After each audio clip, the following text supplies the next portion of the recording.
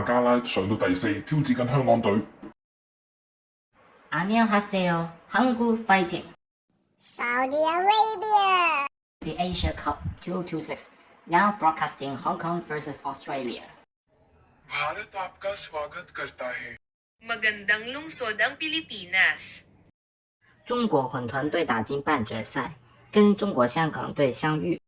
懸命に戦っている。中華台北加油！